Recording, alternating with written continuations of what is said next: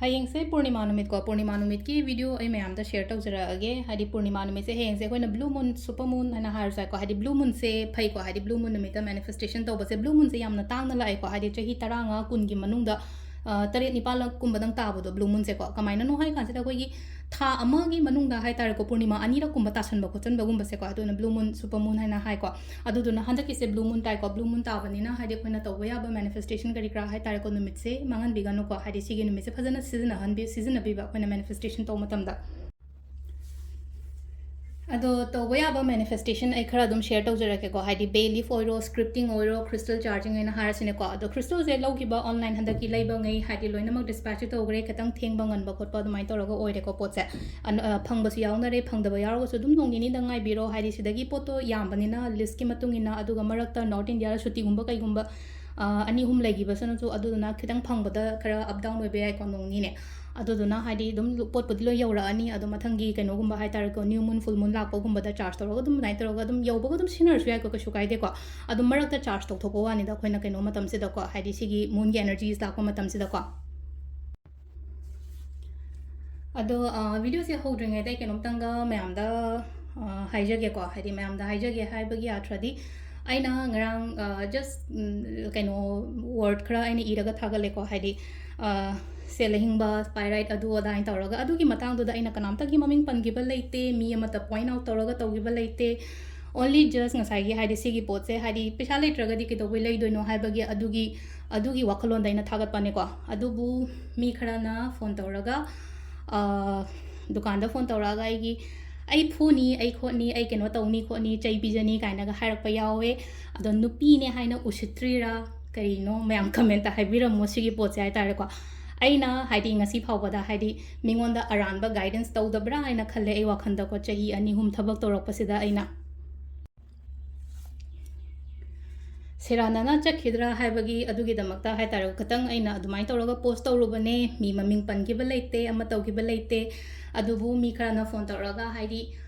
phuba chaiba phawbagi adumaina dhamki ga tawrakpodudi haidi chummi chumde hai petang mayam comment te ibiramune haidi aina tawsida haidi kari kaiba yaurage haidi kitang sigi potse tawdebudu sumaina tawbiyo haidi thajana haidi wana ramatamne aduna sumaina taw haiba katang ne sida kaiba kem yaude nupi ne haina usitragadi sida leina ko haidi adumaina tawragadi aina leiriba state sidagi aina complaint FIR tawragadi mi do sidoina laaga ma oina waraga tokani ko aduduna ai tawsu tawning de adugi pot ko adu tar aina mingonda kaiba su leite adu aingonda su kaibirakanu kemta ado mayam sum haibiro ne haidi sida leise amka hetar ko haidi mingonda heta nupa ne ngamani nupi na toba thabak ne aduduna haidi adwaina dhamki tawraga ai do ki gidra kaina ga dumaina khalamba khotpa su yai ko ado haidi aina kai do banina ai kesu ki de ko adu ki pot ki matang da oina hairagadi aduna adu oigre ko haidi kitang ai nuai tabagi amuka haidi video sida mate ka maina share tawre ko haidi ai opinion natraga ai thoughts karino ai gi wakulon karino karano haibado hai tare ko haidi ai support yole kesu gai de moi su yon sano kesu gai de adubu haidi mi pa ngang ba ngasi phawde yaude ko ina mi pa ga ngang ba se kemta yaude aduduna haidi sita haidi kaino tawninga haidi warong ningai kesu leite ko ngasai gi haidi asingba pot achumba pot natraga hai tare ko haidi mi lawba yaba rate ama haiba lei ko adumai taraga lawnabagi damakta ina share tawjabane mayam da haidi pot singsi gi price kari kra loina ma idum haidoi ko ado fare aduna adu oikre ado hayengi oina tawba yaba se kai kai no hai kan se da ko khai first thing full moon new moon lakma ta yum kai phajana singdokpi ba khotopi bam le ko yum kai phajana singdokpiyo aduga cleansing tawba harga di khoi rock salt hapaga white te thok thok tana dumaina tawrani aduga plus akoi gi dup nung kari kra hai tare ko phajana thadok khotok tawraga keno tawraga nadi ai space area do hai tare ko ai ka ai imung manung kari kra adumba mayam do loina keno tawna ko adunga saina hagi do blue moon ko blue moon se da hai di phattaba release to hon ba se nga sai gi phattaba release to hon ba nuai taba khotaba le hai tare ko ngasai haidi aingonda kitang feel tawrakhiba oiro ama oiro ngrang na handagi tha mani dagi nuai tabo ko tabo lege ngasai tha mangal sida phama go ngatang meditate kumba tawbiyo meditate to masam da haidi aphaba mayam ama aigi keno sira changi aduga phataba mayam ama release to holle ko ina shor hondu ikudingi ꯑꯗꯨꯃꯥꯏꯅ ꯈꯜꯂꯒ ꯍꯥꯏꯇꯥꯔꯦ ꯃꯦꯗꯤꯇꯦꯠꯀꯨꯝꯕ ꯇꯧꯕꯤꯕꯀꯣ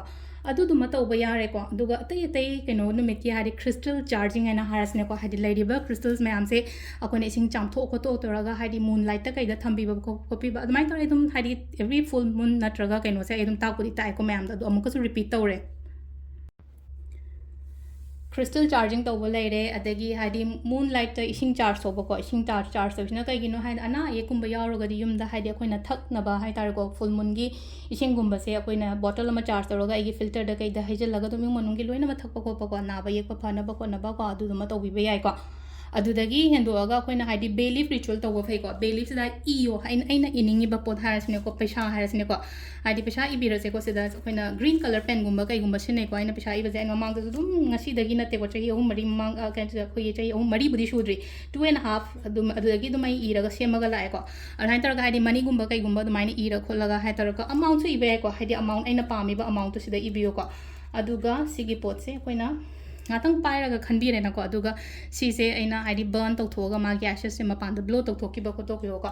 ꯍꯥꯏꯗꯤ ꯉꯁꯥꯏꯒꯤ ꯄꯩꯁꯥꯒꯤ ꯏꯔꯦ ꯑꯗꯣ ꯑꯉꯥꯡꯒꯤ ꯍꯪꯉꯛꯄꯗ only ꯄꯩꯁꯥꯒꯤꯗꯪ ꯇꯧꯕ ꯌꯥꯕ꯭ꯔꯥꯗ ꯍꯪꯉꯦꯆꯦꯀꯣ ꯍꯥꯏꯗꯤ ꯄꯩꯁꯥꯒꯤꯗꯪ ꯅꯠꯇꯦꯀꯣ ꯑꯦꯛꯖꯥꯝ ꯏꯕ ꯌꯥꯏ ꯔꯤꯂꯦꯁꯟꯁꯤꯞ ꯏꯕ ꯌꯥꯏ ꯃꯥर्क्स ꯏꯕ ꯌꯥꯏꯀꯣ ꯑꯩꯒꯤ ꯗꯤꯖꯥꯌꯔ ꯃꯥर्क्स ꯀꯔꯤ ꯀꯔꯥ ꯁꯤꯒꯨꯝꯕ ꯃꯌꯥꯝꯁꯦ ꯍꯥꯏꯗꯤ ꯕꯦꯂꯤꯐꯁꯤꯗ ꯂꯣꯏꯅ ꯇꯧꯕ ꯌꯥꯏꯕ ꯑꯗꯣ ꯄꯩꯁꯥꯒꯤꯗꯤ ꯒ꯭ꯔꯤꯟ ꯑꯣꯏꯔꯦꯀꯣ ꯔꯤꯂꯦꯁꯟꯁꯤꯞꯅ ꯔꯦꯗ ꯑꯣꯏꯔꯦ ꯑꯗꯨꯒ ꯑꯃꯅ ꯕ꯭ꯂೂ ꯀꯂꯔ ꯀꯣ ꯑꯦꯛꯖꯥꯝꯒꯨꯝꯕ ꯍꯦꯜꯊꯀꯨꯝꯕ ꯅꯠꯇ꯭ꯔꯒ ꯊꯕꯛꯀꯤ ꯀꯩꯒꯤ ꯁꯤꯒꯨꯝꯕ ꯃꯌꯥꯝꯁꯦ ꯑꯗꯨꯒꯨꯝꯕ ꯇꯧꯕꯤꯕ ꯌꯥꯏꯀꯣ ꯍꯥꯏꯗꯤ ꯁꯤꯁꯦ ꯍꯥꯏꯗꯤ ꯏꯔꯒ ꯕꯔꯟ ꯇꯧꯊꯣꯛꯇꯣꯏꯅꯤꯀꯣ ꯁꯤꯃ ꯂꯩꯔꯦ ꯑꯗꯨꯒ ꯑꯃꯅ ꯂꯦꯇꯔꯒꯨꯝꯕ ꯏꯕꯁꯦ